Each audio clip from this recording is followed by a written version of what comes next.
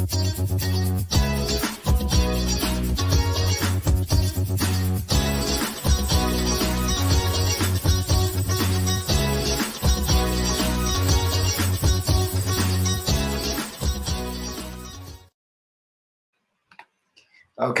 good morning, good afternoon, good evening, and welcome to BWTM Sports. Very quickly, a video on Errol Spence versus Manny Pacquiao. I assume sooner or later there's going to be a press conference for this fight. I keep hearing stories coming out. I don't know if Spencer said it himself or it's rumors, but Errol Spence has reportedly said that he's going to move up to 154 pounds. He's actually a welterweight, so that's 147 pound. So he's going to move up to 154 to the light middleweight division after the Pacquiao fight. Now, the Pacquiao fight hasn't even happened yet, right? The Pacquiao fight hasn't even happened yet. And Errol Spence is talking about moving up to 154. Now, to me, you don't have to talk about that. Once you could say, you know what, everyone knows that, it's talk about him fighting Canelo. And you talk about moving up to 154. If he says, yeah, after this fight, I'm moving to 160 because I'm looking for Canelo fight, yeah, I can understand that. But you don't even have to talk about that. What do you need to talk about you're going to move to 154 for? The only reason why a guy starts talking about he's going to move up to the next weight division is if he's currently struggling with the weight, if he's got weight issues, like he's finding it difficult to still stay as a 147 pounder. But on the eve of the biggest fight of your career, this is the biggest fight of Errol Spence's career, bar none, the legendary Manny Pacquiao. And nobody can say that Manny Pacquiao is shot. He's beaten Keith Thurman. He's beaten Adrian Broner. So he's been on a nice little run, Pacquiao.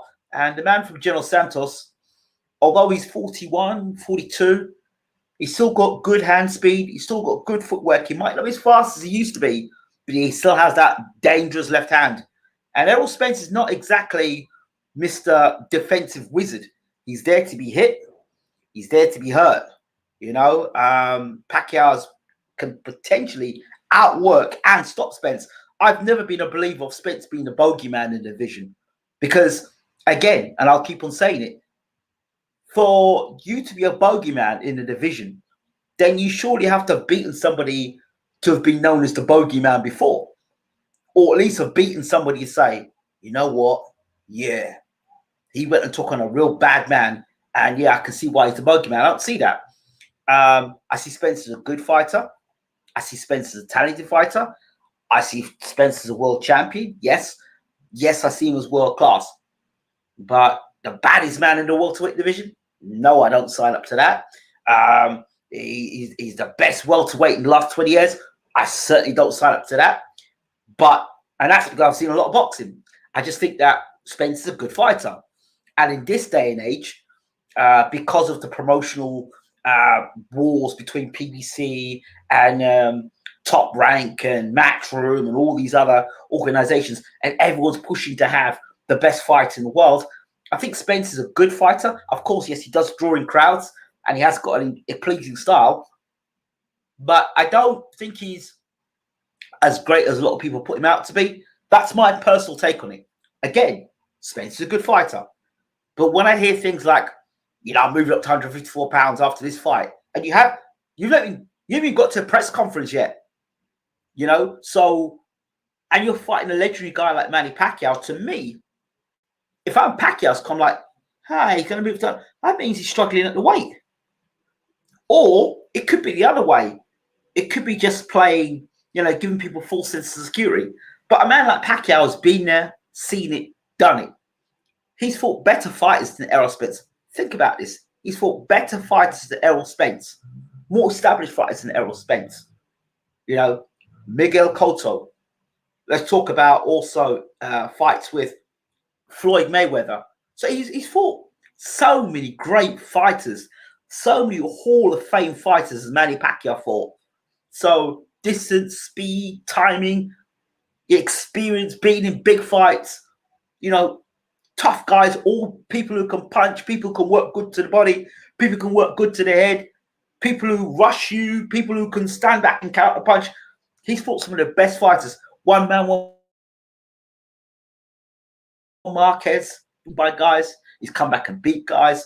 Timothy Bradley. So you can just get Shane Mosley. I can just keep rolling off names. So if anybody thinks at this point in time that Manny Pacquiao is scared of Errol Spence, then think again. And since remember before the car crash, Pacquiao was hesitant about fighting Spence. He was like, yeah, and he's smiling, but he didn't seem like he was really into it. Now Pacquiao's like wants to fight, the final fight. My man Pacquiao's going to have more fights after this fight, depending on how he does with Spence. But I don't like to hear fighters talk about, particularly in the biggest fight of their career, talk about, being, moving up the next weight division. I like to hear Spence just get on with it, get in shape, get yourself ready, get your tactics down to the ground, beat the guy, and then afterwards come out and say, you know what? I'm done with this division. This last fight was tough. It's tough making the weight. I'm moving up. But not before you're fighting Pacquiao. Not before you're fighting Pacquiao. I don't think it's a good look. Personally, I don't think it's a good look. And I'm not somebody. There's people out there saying that Spence is going to walk through Pacquiao. That's not going to happen. I'll tell you that right now. Spence is not walking through no Pacquiao because, he didn't walk through Sean Porter. He didn't walk through Kell Brook. He didn't walk through Mikey Garcia. Mikey Garcia, who wasn't even established at the welterweight division. He didn't walk through them. So where's he walking through Pacquiao? Who walks through Manny Pacquiao? You understand? Even Manuel Marquez, who knocked Pacquiao out, took his fair share of licks before he got knocked out. Yes, Spence is big. So there's more of him to hit. And it's less of him to hide when you're bigger. So there's a lot of things about this fight that I don't quite sign up to. Pacquiao's older, he's slower. And the other thing about Pacquiao's, how many more wars can Pacquiao go through? But he looks great on the pads, as he always does. Good hand speed and all the rest of it. But again, I don't like to hear what Spencer said. It's always come out of Spencer's camp about the weight. Not cool. Oscar De La Hoya as well. Let's not forget Oscar De La Hoya. Even though that was a weight drain, Oscar De La Hoya, and even then, a weight drain, Oscar De La Hoya couldn't run through Manny Pacquiao. So I don't know where Spence is running through Manny Pacquiao. He couldn't do it against, and that was Spence before that car accident. So you can't tell me he's come out of the car accident and he's a better fighter now than he was before the car accident. I think he might be a more dedicated fighter now. But walking through Manny Pacquiao, no, sorry. No. Rededicated, yes. Might be off the drink now, yes. And he's living a better lifestyle now, maybe pre-accident where he was probably, every time you saw Errol Spence, he was on drink and alcoholic and drunk and going to his press conference talking drunk and doing interviews drunk. So there was an issue there, but hopefully they've knocked that on the head. And he'll be ready for the fight against Pacquiao, which I'm sure he will be. And Derek Jones will get him into great shape. But again, I think it's very naive to be talking about Spence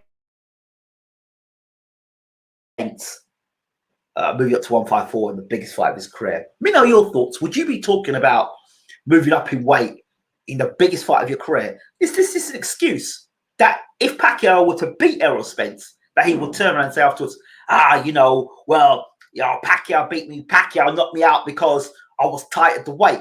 And that's good marketing as well, because if you did that and you did get knocked out by Pacquiao, or you got stopped by Pacquiao, or you look bad against Pacquiao, you couldn't say, I'm a big welterweight. I was struggling at the weight. I had a difficult camp. And that kind of knocks a little the gloss off Pacquiao's career. And also, it kind of adds life to your career afterwards, you understand? Or it gives your career a few more, a bit more. People want to see a comeback. People want to see you fight again. And the mystique must still be there. If you get knocked up or you get beat by Pacquiao and you had a great camp and you're flying in camp and everything was good in camp and there was no weight issues and you got beat by Pacquiao, or you got smoked by Pacquiao, or you got humiliated by Pacquiao, it's like you got beat by a 41-year-old or 42, and that happened. So it's all very It's all very, very, very smartly worked out. If you beat Pacquiao, they said, yeah, well, I beat Pacquiao, but still, it's time for me to move up. I would have rather said it that way. You know what I mean? But to go fight a guy who's significantly smaller than you and say you're going to move up in weight against a guy who's significantly smaller than you, that all sounds a bit to me. And of course, remember Oscar De La Hoya, he also was significantly bigger to Pacquiao than Pacquiao. And you saw how when Oscar De La Hoya fought Pacquiao, he was weight drained. So, don't know. I hope that all the weights are how they should be, and Spence doesn't cut any specific weight or have to make any specific weights at certain times because he's fighting Pacquiao. We do know Pacquiao in the past in World Championship fights has drained fighters. Don't say I'm being a Pacquiao hater because I'm not. We saw it with Miguel Cotto. In a fight, we've seen it in other fights where Pacquiao has drained guys as well to his advantage. So, hey, Pacquiao's a world champion. Spence is a world champion. So there'll be some negotiation going on there for sure. And what I mean by draining weight, check weight, where Spence may have been, because he's been world champion, he's been able to make the weight and do things that in his kind of comfort zone because he's been the A-side guy. Spence is not the A-side guy going into this fight. Spence is definitely the B-side guy going into the fight. Although Spence is the champion, Pacquiao is the more established, more recognized name around the world. Spence is today's generation. Pacquiao was of past generations, but it still carries that name and has had a very good win over a current fighter in this generation, Keith Thurman. So now Pacquiao's definitely the name. He's the name in this fight. So again, I'm just concerned about Spence talking about 154. Again, it's good to talk about this for his longevity. It's good. Like after he gets beat, he can move up to 154. Yeah, I lost the Pacquiao fight because I was tight at the weight.